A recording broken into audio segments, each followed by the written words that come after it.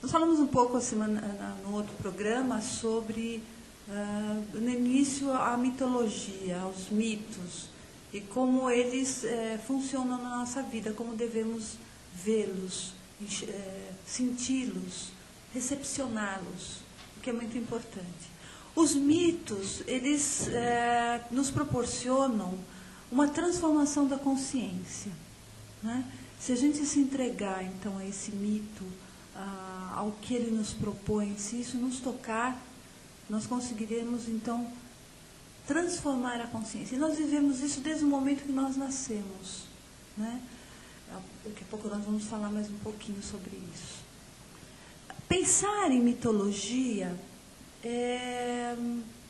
lidar com ela, diminui a ansiedade, nos deixa mais plenos do que nós queremos. Nós conseguimos reconhecer os valores positivos, nós conseguimos reconhecer os valores negativos dentro dos valores positivos. Quer dizer, dá uma tranquilidade, porque a nossa alma é carregada de muita energia, de muita metáfora, porque à medida que você vai vivendo a história, que você vai sentindo essa história, você vai, e cada um no seu momento, vai vivenciando algo especial dentro de si, né? Vai imaginando em torno daquela história, você nela. Como você agiria? Como você se sentiria? Qual seria o seu próximo passo diante de uma situação qualquer ali? Você enfrentaria o monstro? Você abaixaria a cabeça, então, para uma ordem dada por Zeus? Né? Como você faria? E se você entrasse dentro de uma baleia, como Jonas, dentro do escuro, da profundidade, como você se sentiria? Então, conforme você vai vivendo o mito, você vai deixando esse mito te tocar, você vai, então, vivendo isso dentro de você da maneira como você sente. E isso é que é enriquecedor, é isso que acaba por transformar a sua consciência. Porque você vai se percebendo diante das situações, né? E nós estamos aí vivendo e sentindo todas as coisas de maneiras diferentes, mas a sua essência traz exatamente aquilo que os gregos, os celtas, os indianos, os chineses, japoneses, africanos, que sentiram e colocaram nos seus mitos o bem e o mal, né? O bom e o ruim, a honestidade e a desonestidade, e assim foi, né? Cada um contando, então, da maneira como via uma determinada situação e agregando a essa história várias outras situações, além, então, dos protagonistas da história, de um tema único, né? Um tema central, e vai se desenrolando como numa novela. A gente vê aquela coisa se desenrolando em torno dos principais personagens, né? Ok? Mas, por se tratar, então, de algo que nos toca e nos faz participar, então, da história, de alguma maneira, esses mitos são carregadíssimos de símbolos, porque para cada um de nós diz alguma coisa, nos dá uma maneira de estar, de viajar junto, né? De se ver numa situação, né? Embora de fato você não esteja lá vivendo, mas você se transporta para ela e vive aqueles símbolos, mesmo sem ter assim saber que aquilo se trata apenas de algo virtual, né? Ou de leitura, mas você vive aquilo. Isso é importante, né? É importante também para as nossas crianças, os contos de fadas, porque a criança se envolve com aquela coisinha do Chapeuzinho Vermelho, da princesa que vai para a torre, né? Da bruxa, do lobo mau, do príncipe. A criança se envolve nisso e se vê naquela situação. Também começa a criar as suas fantasias, e isso vai enriquecendo, né? A sua alma vai abrindo, ela vai vendo o mundo e vai projetando isso, vai vendo que situação parece com aquele príncipe ou com aquela princesa, com aquela bruxa, né? Ok? Muito bem. Nós vamos começar falando, então, todos os mitos, eles apresentam uma história de um herói. De alguma maneira, um herói está lá naquela história. Se vocês forem... qualquer filme que vocês assistam, ou qualquer história que vocês leiam, qualquer mito que vocês peguem para, então, entender, para olhar, para ler, para compreender, vocês vão ver que ali tem alguém que vai fazer alguma coisa, vai passar por um caminho de transformação. Quando nascemos, quando a criança nasce, nós nascemos, nós já começamos a sermos heróis, né? Nós vamos vir para o mundo, vamos começar a enfrentar situações, podemos enfrentar situações porque queremos e situações que nos são impostas e a gente acaba indo e enfrentando tudo isso. Existe nos contos celtas, aliás, nos mitos celtas, sempre tem uma pessoa que vai para a floresta e que vai encontrar um animal, vai perseguir esse animal dentro da floresta, vai entrar lá na profundidade dela, e de repente, em dado momento, esse animal vira um príncipe, ou vira uma rainha, ou uma fada, né? E aí ele vai, então, trocar ideias, ou vai receber ordens, ou vai receber orientações quanto ao caminho, ou vai ser aprisionado, se for uma bruxa, vai ter que sair, né? Então, nos contos celtas, sempre aparece essa questão do herói vivenciando alguma coisa. E a criança, quando nasce, então, ela vai começar a dar os seus primeiros passos. O primeiro passo é um ato heróico, a criança pode cair, né? E aí a mãe está lá perto, o pai vai acolher, vai segurar, vai incentivar a ir, né? Então ela já começa a dar o seu primeiro passinho num ato de heroísmo, e quando ela consegue, então ela fica toda feliz, quer que todo mundo veja, né? Porque o herói, ele faz alguma coisa e depois comunica aos outros. De alguma maneira ele passa essa mensagem para o outro daquilo que ele vivenciou, como foi o caminho dele. Quando nós estamos conversando com nossos amigos, nossos parentes, né, ou amigas, nós não contamos coisas que nos acontecem.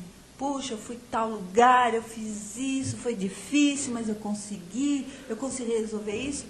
O que nós estamos contando?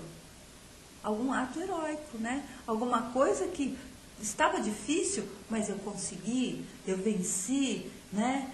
E aí é isso que a criança faz, e nós fazemos isso constantemente. Ok? Bom, existem duas maneiras, então, do herói, dois tipos de proezas que o herói pode enfrentar. Uma é esse físico. Então, eu vejo uma pessoa lá numa situação difícil, onde vai acontecer alguma coisa que possa prejudicar fisicamente aquela pessoa ou emocionalmente, e eu me coloco em direção para salvá-la. Ou salvá-la de se acidentar, se machucar, né? Ou salvá-la de uma situação extremamente difícil, onde ela vai passar um vexame, por exemplo. Então, eu tive um ato heróico nesse momento consciente, né? Eu fui lá, eu vi que ia ter um perigo e fui e salvei. Esta é uma proeza. E tem a outra proeza que já diz mais ao espiritual, né? Por exemplo, vamos fazer uma comparação aqui entre o mito de Buda e o mito de Cristo. Buda aconteceu 500 anos antes de Cristo. Mas os dois, segundo os relatos míticos, mostram que eles passaram por situações semelhantes. Os dois, um foi para o deserto, Cristo foi para o deserto, Buda foi para a floresta, né?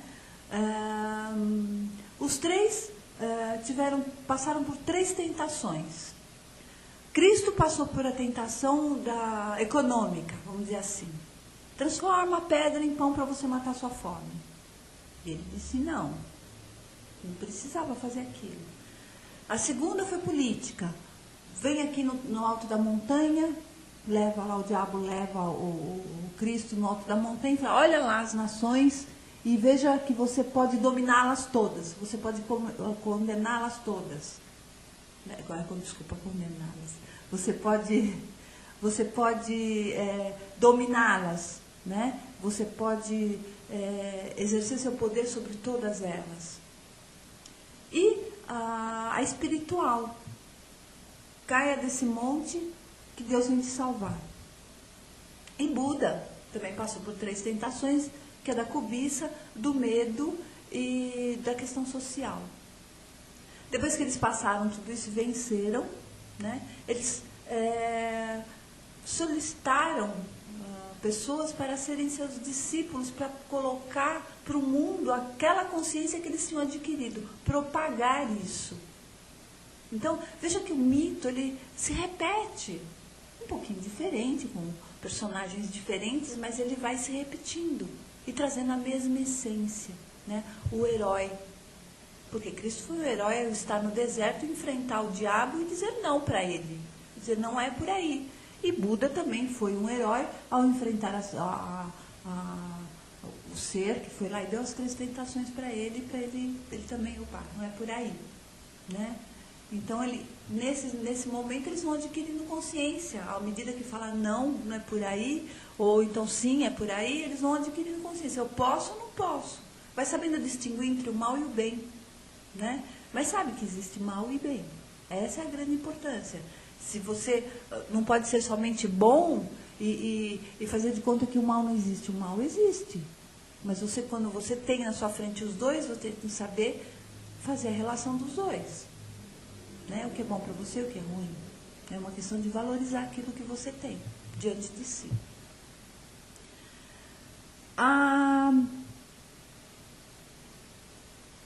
Todo herói,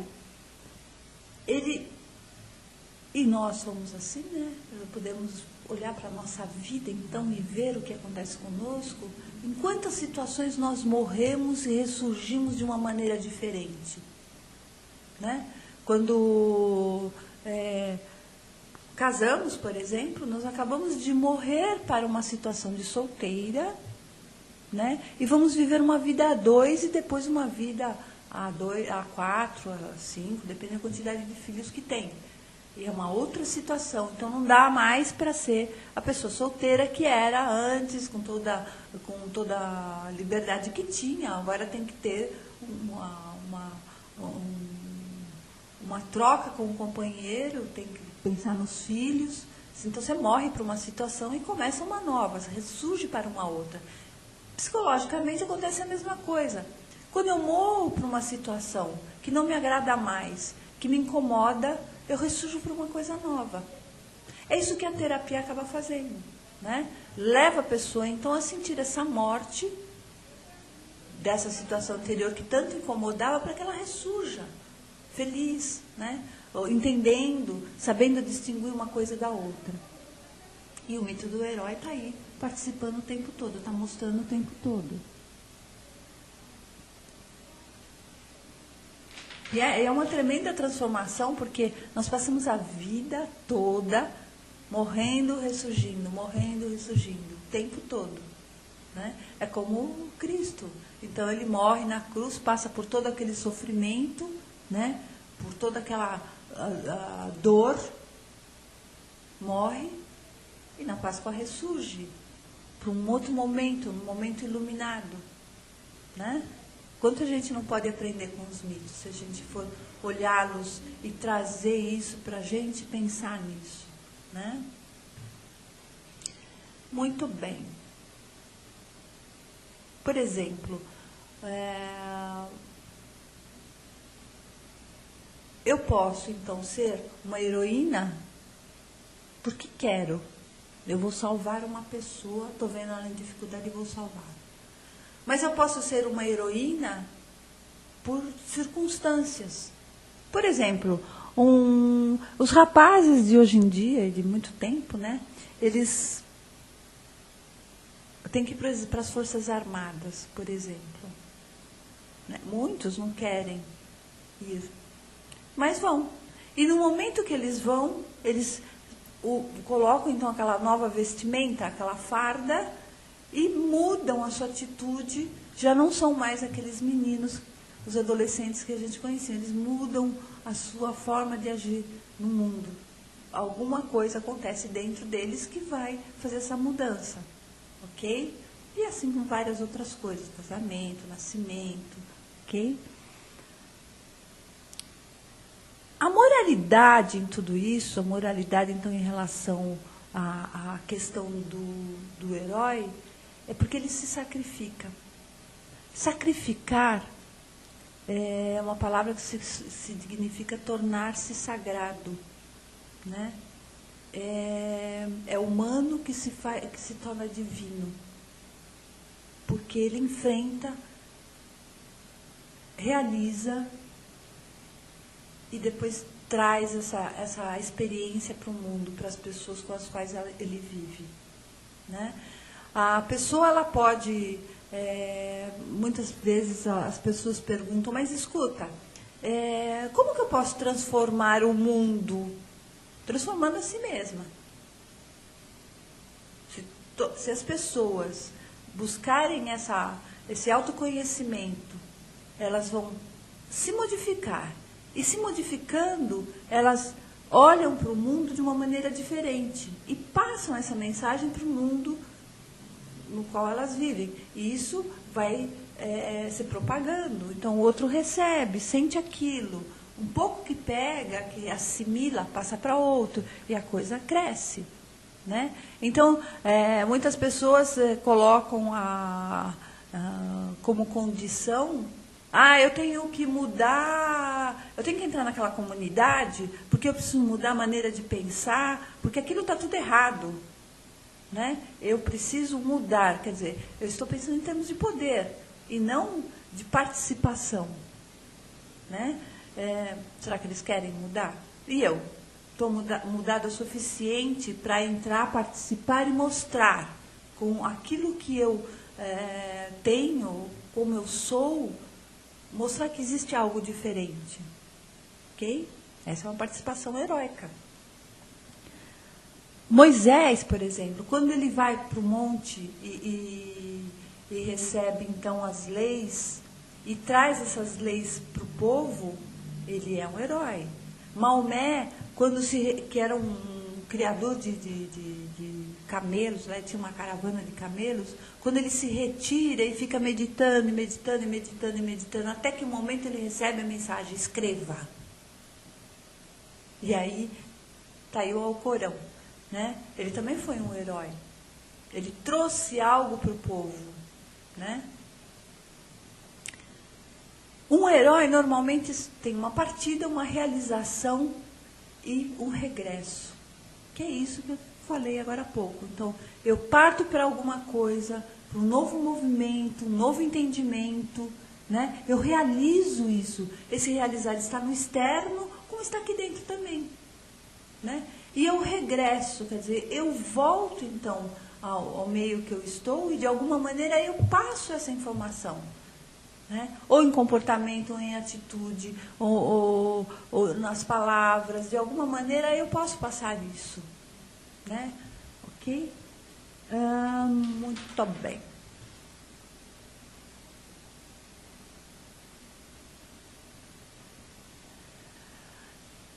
As pessoas pensam que tornar-se herói sempre tem uma recompensa, né? Mas ser herói também é renunciar. Porque você renuncia e precisa morrer algo que já estava evidente na sua vida. Né? Porque não diz assim, o velho tem que morrer para dar lugar ao novo. Exatamente isso. Né? Muitas vezes nós nos vimos renunciando a algo para que a gente possa abrir espaço para o novo. É um ato heróico também.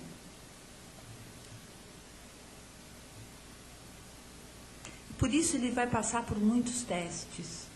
Tem pessoas que têm necessidade de estar a todo momento colocando isso muito em evidência, o fato desse heroísmo muito em evidência. Mas todos nós, fazemos isso constantemente, dia a dia, momento a momento, quando vamos dormir, levantamos, fazemos tudo o que tem que fazer, enfrentamos situações, vamos para o trânsito, né? Nos deparamos com dificuldade, temos que chegar no horário, e aí a gente não consegue, então você sai para uma rua, entra para outra, e acaba chegando, né? E aí você descobre um novo caminho, sempre estava habituado naquele, de repente descobre um outro, puxa, mais legal, mais rápido, né? Então, são testes que a vida vai colocando para a gente, não é?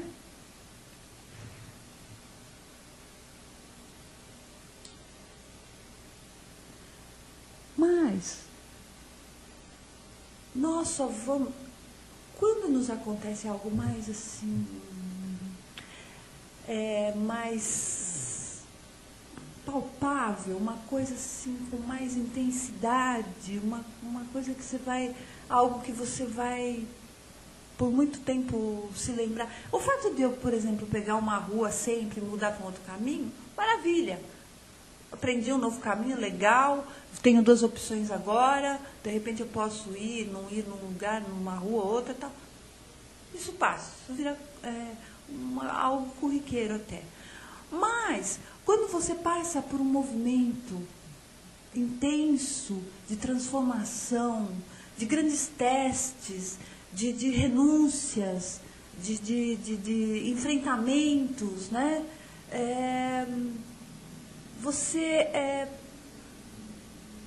Você acha que, puxa vida, mas como isso aconteceu? Porque você estava pronto para que isso acontecesse. Né? A coisa não acontece assim, tu coloca lá, você vai salvar aquela pessoa. Eu não. Não tenho cacife para isso. Né? Mas quando você está pronto, ou quando você está pronta para enfrentar uma situação, as portas se abrem e você vai entrar. E você vai sentir. E você vai enfrentar os seus dragões. O dragão aqui são todos esses medos, essas angústias, esses estados onde não deixa você andar, né? Não deixa você ir para frente, faz você parar e ficar estático, e você se sente mal porque você não consegue. Toda vez que você pensar, eu não consigo fazer isso, tem um dragão aí. Né? Tem um dragão aí porque você está incomodado e o dragão está se manifestando. Porque se você não estivesse se importando com isso, você não teria que falar, né? Não conseguiu fazer isso. Né? Então, toda vez que houver... Tem um mito das Hárpias muito interessante, eu não me lembro bem direito dele, mas as Hárpias vêm no momento que um deus está... um deus fez algo errado lá e tinha que ser punido. E as Hárpias foram convocadas, Hárpias são aves, se não me engano, de metal, e elas, para serem mortas, precisa que corte a cabeça, porque senão elas não morrem tão fácil assim. Elas são aquela vozinha que fica falando assim, você não pode, você não é capaz, você não consegue, você é isso, você é aquilo.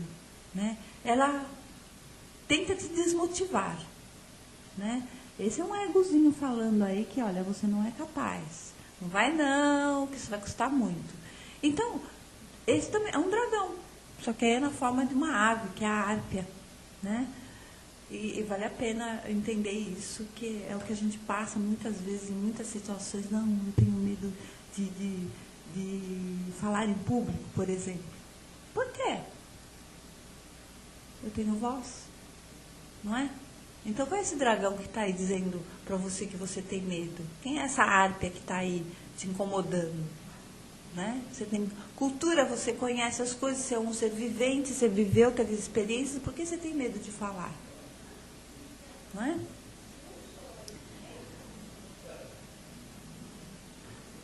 Essa aventura do herói, isso vai acontecer então quando o herói estiver preparado. O Jonas, quando vai para dentro da baleia, e a baleia significa entrar no profundo, entrar para dentro do eu, e ver todas essas mazelas que tem aqui dentro, essas coisas que incomodam, ele foi porque ele já estava preparado. E a vida providencia para você viver isso. De alguma forma, você enfrenta situações difíceis porque você está preparado ou preparada para enfrentar isso. Né? Está sendo uma heroína ou um herói. Fantástico, não é?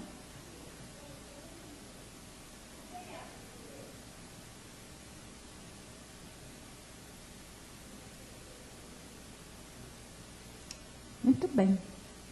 Isso não significa só que o dragão também pode ser a sociedade, como eu vejo essa sociedade, como eu vejo o outro, como eu vejo a família, né?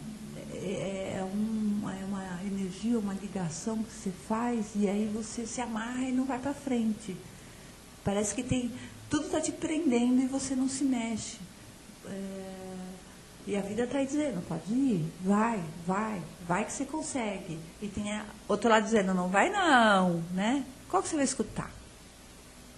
O anjinho ou o diabinho?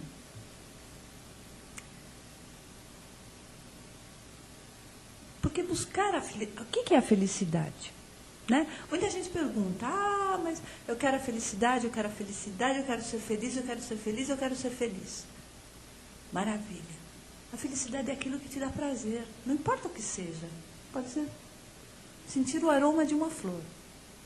Te deu prazer? Te trouxe felicidade.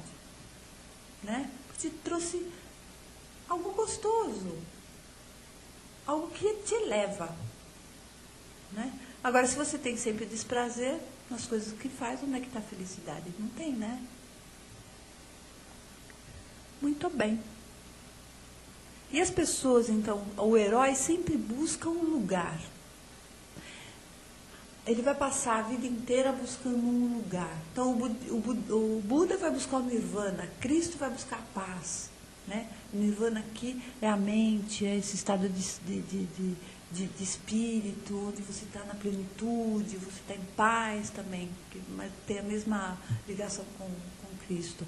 Então, é um lugar de repouso, a pessoa quer se sentir aconchegada, né, tranquila, né, quer estar feliz, quer sentir prazer. Ok?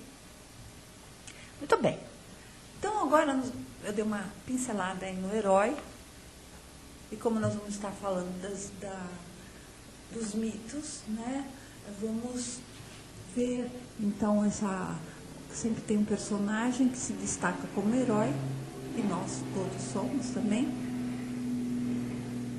O interessante é notar que as pessoas que têm o hábito de ler mitos, e elas se identificam com algum personagem. Vamos supor, você lê um mito de Hera, por exemplo, né, que é a deusa da relação conjugal. E lá está Hera, está Zeus, e está as amantes de Zeus, e de repente a pessoa se identifica com uma das amantes. Né? É aquela amante que vai, então, trazer alguma característica para ela, então que ela vai pensar, se ela estivesse no lugar, o que ela faria, né? Com Zeus, com Hera, ok? Então, e de repente para ela, aquela amante é uma heroína. Vamos lá, então. Vamos começar. Nós falamos no programa passado, então, sobre a criação do mundo, ok? Hoje nós vamos falar de Prometeu, Epimeteu, que são 2 irmãos, e Pandora, ok? Só para uma pinceladazinha, então, no programa anterior. Antes que o céu e a terra fossem criados, tudo era um, né? Isso era chamado de caos. Lembram do caos? Um grande vazio, sem forma, onde potencialmente continha a semente de todas as coisas. A terra, a água e o ar. Eram um só. Né? Precisavam ser organizados que, quando organizados, então transformam-se no cosmos. Okay? A terra não era sólida, nem a água líquida, o ar não era transparente. Mas aí os deuses e a natureza começaram a interferir, A terra foi separada da água e, sendo mais pesada, ficou embaixo. A água tomou os lugares mais baixos da terra e a molhou. E o ar, quando tornou-se mais puro, ficou no alto, formando o céu onde as estrelas começam a brilhar. Foi dado aos peixes e a outros seres a possessão do mar, aos pássaros o ar, e aos outros seres a terra. Porém, um animal mais nobre, onde o espírito pudesse ser alojado, tinha que ser feito. E aí surgiu a ideia de criar o homem. Esta tarefa coube a Prometeu. Prometeu é aquele que vê. É aquele que vê antes, é o previdente, né? E a seu irmão Epimeteu coube a criação dos animais, né? A cuidar desses animais. O Prometeu é aquele que age primeiro, pensa depois, é o impetuoso, né? O Prometeu é mais... Espera aí, deixa eu examinar isso, deixa eu ver como que eu vou fazer. O Epimeteu já é mais atirado. Muito bem. Por aí nós já começamos a ver a polaridade, então, dessa dupla, né? Coloca Prometeu, que vê antes, e coloca Epimeteu, então, dois irmãos, e que Epimeteu vê depois. Já começam aí as polaridades, os opostos, né? Aparecendo, então, nos mitos, ok? E mostra, então, as nossas polaridades, né? Bem e mal, bom e ruim, né? A raiva e o amor, né? Para executar sua tarefa, Prometeu sabia que nas suas entranhas, nas entranhas da terra, dormiam algumas sementes dos céus. Então, pegando em suas mãos um pouco de terra, molhou-a com a água de um rio e obteve argila. Moldou-a cuidadosamente, carinhosamente, até obter uma imagem que fosse semelhante à dos deuses. Adão apareceu do barro, né? Gregos, há não sei quantos 1000 anos atrás, e a história então de Adão e Eva, Adão aparecendo aí do barro também. Lembrando que o mito vem por conta de outro, né? Mudando os personagens, as cenas, mas a essência continua a mesma. Mas ainda faltava dar vida ao boneco, àquele boneco. Epimeteu havia criado todos os animais, dotando cada um deles com características como a coragem, a força, dentes afiados, a pele, os pelos, etc. Outras coisas mais. Como o homem foi criado por último, o estoque das qualidades estava reduzido. Então Prometeu procurou por características boas e más nas almas dos animais e colocou-as uma a uma dentro do peito do homem. E o homem adquiriu vida. No entanto, ainda faltava alguma coisa, algo mais forte, o sopro divino. Prometeu tinha uma amiga entre os deuses, Atena, deusa da sabedoria, deusa do conhecimento. Esta admirou a obra do filho dos titãs e insuflou naquela imagem semi-animada um espírito. E os primeiros seres humanos passaram a caminhar sobre a terra povoando-a. Não é? Mas o homem saíra das mãos de Prometeu nu, vulnerável, indefeso e sem armas. Me parecendo Adão e Eva de novo, né, no paraíso, ok? Nu, indefesos, vulneráveis, mas que estavam alimentados, tranquilos, né, protegidos. Eles não sabiam fazer nada, não tinham conhecimento de como amolar as pedras para cortar melhor a pele dos animais, não sabiam como pescar, pois não conheciam os meios para tal. Condenados, desde o seu nascimento, os primeiros homens se nutriam de frutas e carne crua. Não sabiam nem fazer uso da centelha divina com a qual haviam sido presenteados. Podiam ver, mas não percebiam a beleza do azul do céu. Podiam comer, mas não sentiam o doce sabor das frutas. Podiam escutar, mas não sonhavam com o barulho das cascatas e o som divino do canto dos pássaros. Com relação a essa condição humana, existe uma descrição das eras que se seguiram. A Era do Ouro, que isso aconteceu então, as eras aconteceu na época do Cronos. Lembra que Cronos derrota Urano, né, a pedido da mãe, né, ele concorda com a mãe em derrotar Uranus, porque a mãe continha todos os filhos em seu seio, a Terra, e ela não aguentava mais, e Cronos foi ajudá-la. Então, nessa época começam as grandes eras, a Era do Ouro, a Era de Bronze, né? Então, vamos lá. A Era de Ouro, onde o homem não precisava fazer nenhum esforço para sobreviver. Tudo permanecia intocado, pois não havia necessidade de fortificações, armas ou barcos.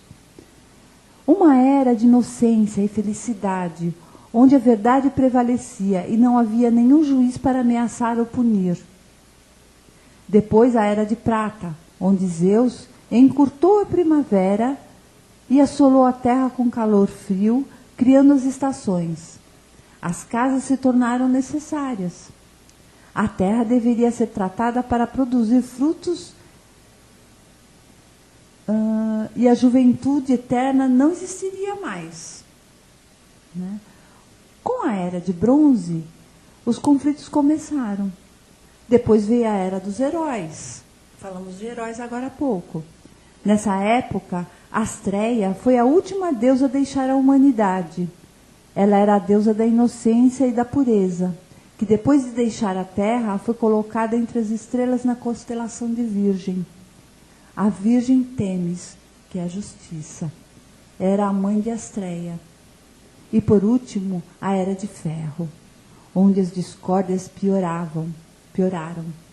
O crime, a ambição e a violência reinaram, expulsando a modéstia, a verdade e a honra. Não é interessante?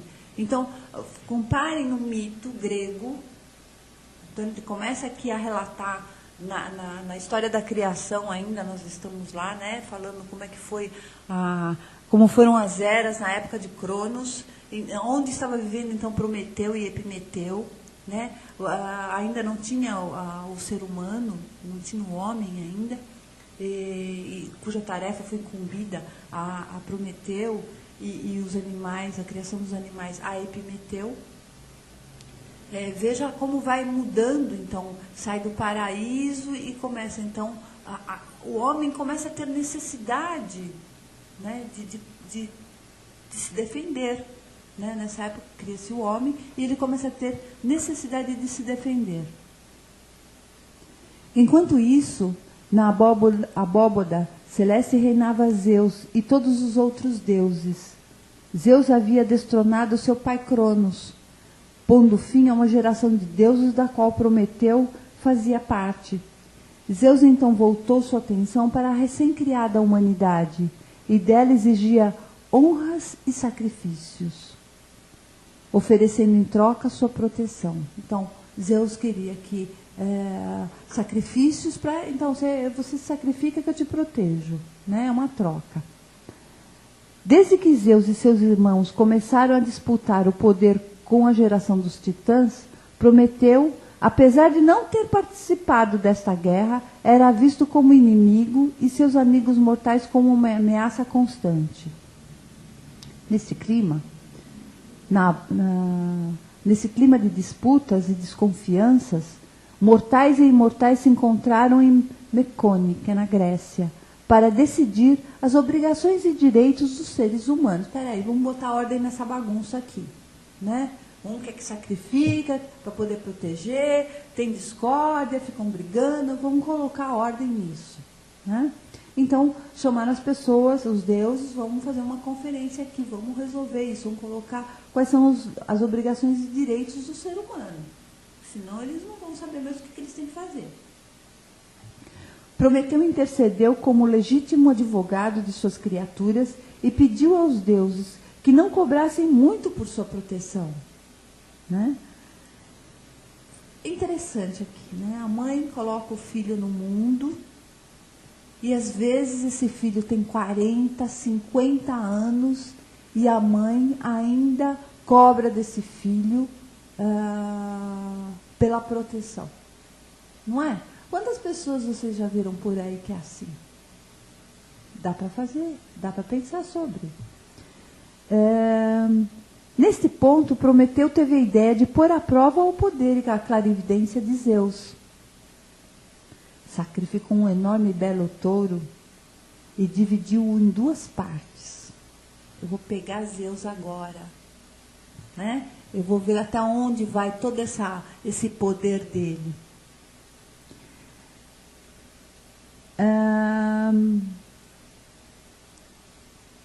Então, só que ele chamou então Zeus e os deuses.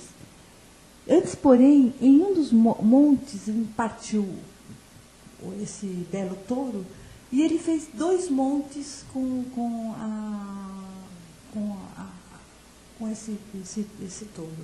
No monte ele colocou ossos e recobriu com a gordura, o sebo do touro. E no outro monte, ele colocou a carne dentro do estômago do touro e recobriu aquilo com pelo, o pelo do animal. E assim, e pedi para que Zeus, então, escolhesse qual ele queria, qual dos montes ele queria. Ele podia escolher e o outro monte ficaria com os humanos, né? E assim Zeus escolheu um monte maior, claro.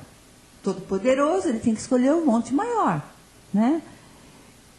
E ao descobrir que foram enganados, e aí ele escolheu um monte maior que qual que era? O dos ossos com a gordura, que ficou maior aquele monte.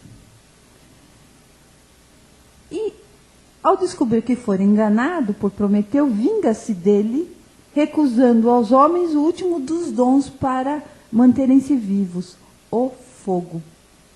Né, a sabedoria.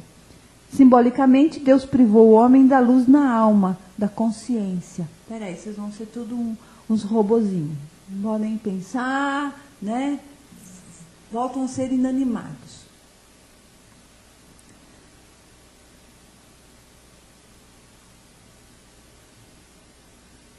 Muito bem. Sentindo muita pena dos pobres mortais, Prometeu desceu à terra para ensiná-los a ver as estrelas, a cantar, a escrever, mostrou como fazer para domesticar os animais, demonstrou-lhes como fazer barcos à vela e como poderiam navegar, ensinou-os a enfrentar as variantes diárias da vida e fazer ungüentos e remédios para suas feridas, deu-lhes o dom da profecia, para o entendimento dos sonhos, mostrou-lhes o fundo da terra e suas riquezas minerais, o cobre, a prata, o ouro, e a fazer da vida algo mais confortável. E por último, ele roubou uma centelha do fogo celeste e a trouxe à terra. Ele foi roubar lá do Hefestos, do deus da criatividade, da manufatura, né? Marido de Afrodite. Com fogo, Prometeu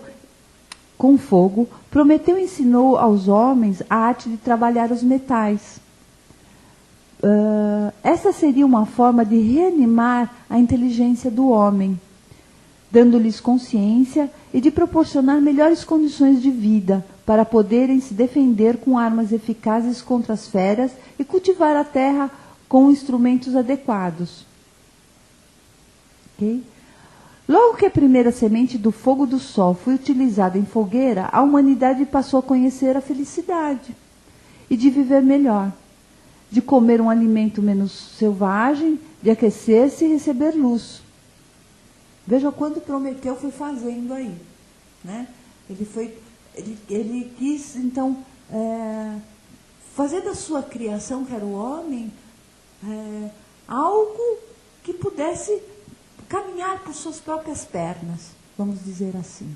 O que muita gente hoje não faz com seus filhos, com seu marido ou com sua esposa, né? Não deixa caminhar, precisa estar amarrado, né? Isso acontece muito em situações familiares, numa empresa, por exemplo, pode acontecer também. Quando você não passa uma tarefa para uma outra pessoa, você não a ensina, você está dizendo, não, fica aqui comigo, né? Eu estou centralizando em mim.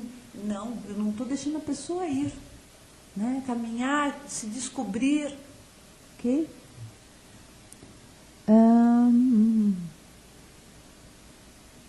Mas em sua alegria imoderada, os homens julgaram-se iguais aos deuses, esquecendo seus deveres para com seus semelhantes. Zeus sentiu-se irado ao ver o novo brilho que emanava da terra, que o novo brilho que emanava da terra era o fogo. Sem poder tirar o conhecimento de como obter o fogo dos homens, arquitetou um outro malefício. E assim decidiu punir tanto o ladrão, Prometeu, quanto os beneficiados, que foram os humanos. Zeus entrega Prometeu a Hefestos, seu filho, e seus seguidores, Kratos e Bia, o poder e a violência.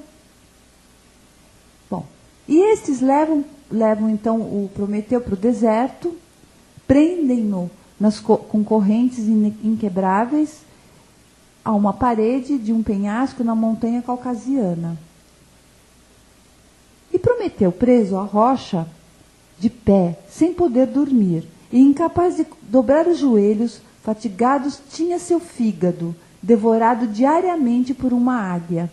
Mas como ele era imortal, suas vísceras refaziam-se à noite, sendo dilacerado novamente no dia seguinte. Sua tortura deveria durar para toda a eternidade, pois as decisões de Zeus eram irrevogáveis, e ele havia profetizado que seu sofrimento só terminaria quando um homem puro e de bom coração morresse em seu lugar.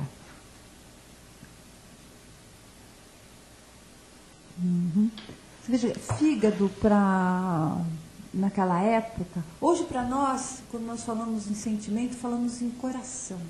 Naquela época, o fígado era a mesma coisa que o coração é hoje para nós, né? É a sede da alma. O fígado, então, ali era a sede da alma. Por isso que a águia ia e comia o fígado e não o coração. Ok? As correntes, se a gente pensar em termos de corrente, quando nós colocamos uma aliança aqui, ela é uma corrente, né? Então, muitas pessoas, ao colocar essa aliança, se sentem acorrentados a outra pessoa. Não é assim? Se sentem em sacrifício. Quando não vê a relação com prazer. Né? No caso do Prometeu, então, ele é acorrentado, então ele está em sacrifício. Ok? E na história, então, aparece aí o Prometeu, o Epimeteu, a Atena e o Hefestos. São os quatro que trazem a verdadeira descrição dos princípios que estão dentro de nós. Conhecimento, a previsão, a ação, a criatividade. Né? São esses quatro deuses que trazem aquilo que está dentro de nós. Que eles começaram, então, a cuidar desse ser humano no início do mito, no início da história.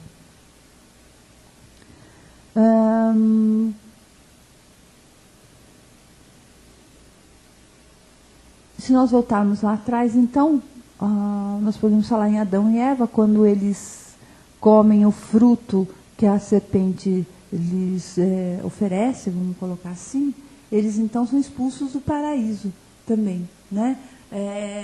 Porque eles adquirem o conhecimento, o que é bom e o que é ruim.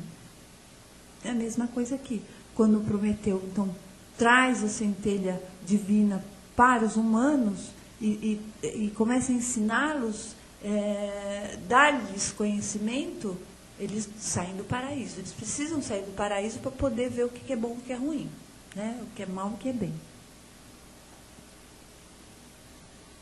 Esse fogo, ele significa a transformação da natureza humana. A natureza é tudo aquilo que a gente tem dentro da gente que, por alguma razão, Ou está guardado, reprimido, ou está escondido, ou está aí mostrando. Se eu amo e demonstro que eu amo, né? Se eu odeio e demonstro que eu odeio. Odiar, amar é da minha natureza. Ser boa, ser ruim é da minha natureza, né? E tantas outras qualidades, porque eu não tenho só qualidades boas, eu também tenho qualidades ruins. Elas fazem parte da minha natureza. E é esse fogo que traz para fora, então, aquilo que mais está latente dentro de mim. Ok? E traz o lado bom, o lado ruim, eu tenho que saber lidar com os dois. Eu tenho que saber valorizar os dois. Ok?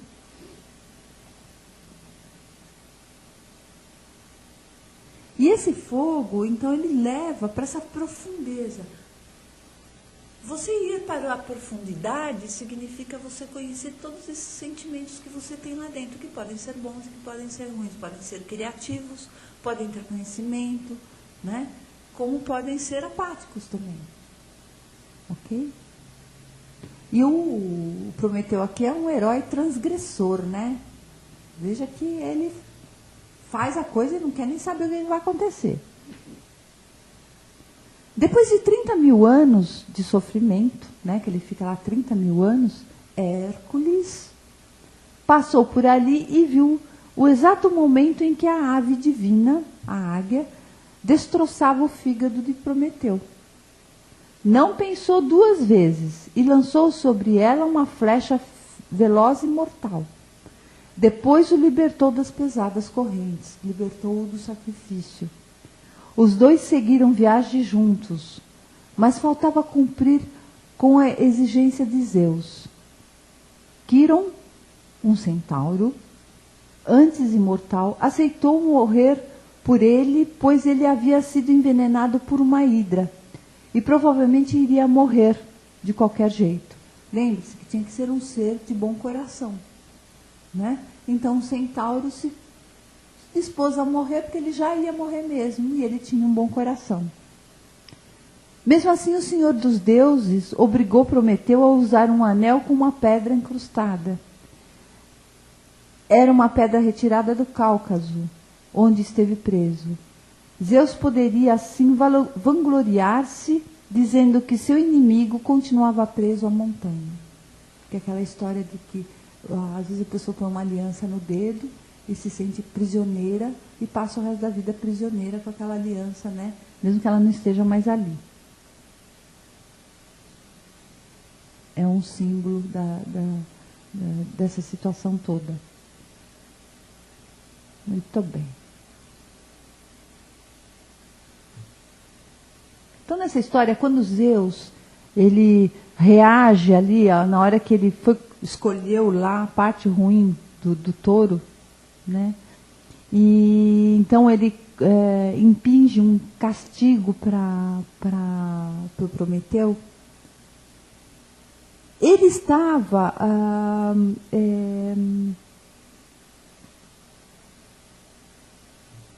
mostrando o seu poder nesse momento, né?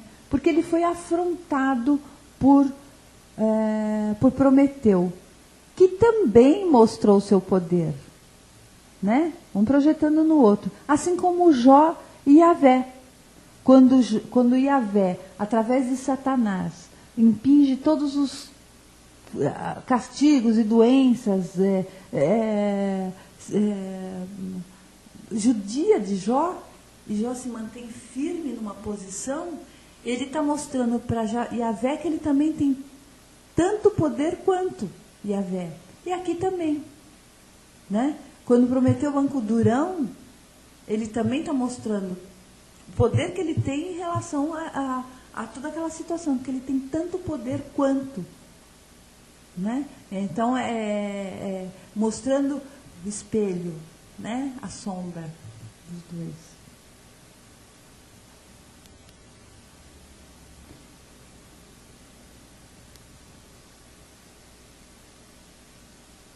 Bom,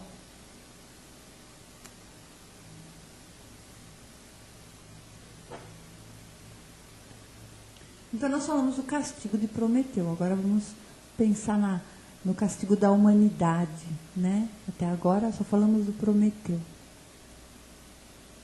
Para castigar o homem, Zeus ordenou a Hefesto, né, o deus lá das artes, da criatividade, da manufatura, que modelasse uma mulher semelhante às deusas imortais e que ela fosse muito dotada. Bom, eles fizeram os homens, né? Então, o Prometeu fez os homens e esses homens casavam com as ninfas, né? Se uniam às ninfas, não tinha mulher, né? Então, agora estava na hora de aparecer uma mulherzinha na história para começar a história. A mulher ainda não havia sido criada. Poucas horas depois, Hefesto chegou com uma estátua de pedra que retratava uma belíssima e encantadora donzela. Ela era linda e clara como a neve. Atena lhe deu a vida com um sopro e ensinou-lhe a arte da tecelagem. Os outros deuses dotaram-na de todos os encantos. Afrodite deu-lhe a beleza, o desejo indomável e os encantos que seriam fatais aos indefesos homens. Apolo confere-lhe a voz suave do canto e a música. As graças embelezaram-na com lindíssimos colares de ouro, e Hermes, a persuasão. Em outras palavras, Hermes deu-lhe graciosa fala, enchendo-lhe o coração de artimanhas, imprudência, ardis, mentira e astúcia. Por tudo isso, ela recebeu o nome de Pandora, a que possui todos os dons. E da forma mais perfeita e eficaz, fez-se o maléfico. Né? Aquela mulher lindíssima, perfeita, maravilhosa, onde chega, chama a atenção de todo mundo, sabe seduzir, sabe estar, né? Mas dentro tem astúcia, tem todo um lado maléfico, né? Assim o mito coloca a Pandora. Então Zeus enviou Pandora como um presente a Epimeteu, ao irmão de Prometeu. E lembram-se que Epimeteu é aquele que age e pensa depois, né? E depois, ai meu Deus, o que eu fiz? Epimeteu havia sido avisado por Prometeu para não aceitar nenhum presente dos deuses, mas, encantado com Pandora, desconsidera as recomendações do irmão, desconsidera as considerações do irmão. Pandora chega trazendo em suas mãos uma grande caixinha, uma grande caixa, onde tinha várias coisas. Foi um presente de casamento de Zeus. Mas toda mulher é curiosa, não é mesmo? E a Pandora vai abrir essa caixinha. E na hora que ela abre, todas as doenças, todas as pragas, tudo que é de ruim, começam a sair para a humanidade, né?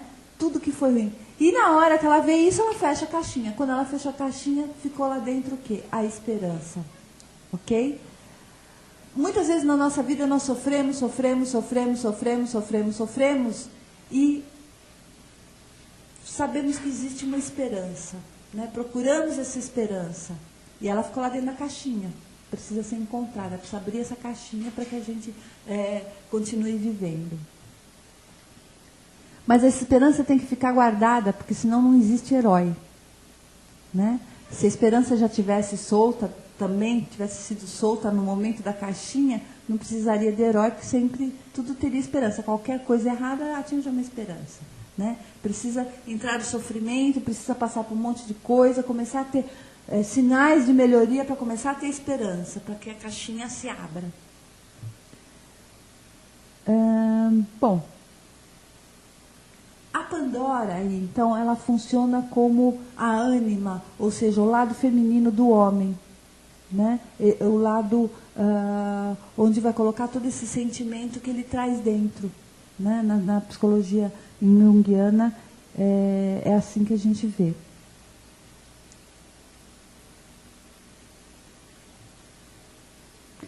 E aqui mostra também nesse mito, então, se a gente for ver, que há, por exemplo, uma agressividade é um estado ruim, né? Mas se a pessoa, numa determinada situação, não for agressiva e segurar essa agressividade, não entendê-la, ela vai para casa e vai se sentir muito mal, né? Existe um certo prazer em colocar essa emoção para fora, né? Muitas pessoas às vezes são agressivas com outras e não percebem, e não nomeiam como agressividade, e vai contar vantagem para outra pessoa. E sentem prazer nisso. Quantas vezes nós não passamos por situações parecidas? E se caso isso não acontece, volta para casa irado, revoltado, se sentindo mal, porque não reagiu na hora que tinha que reagir. De que forma? Não é?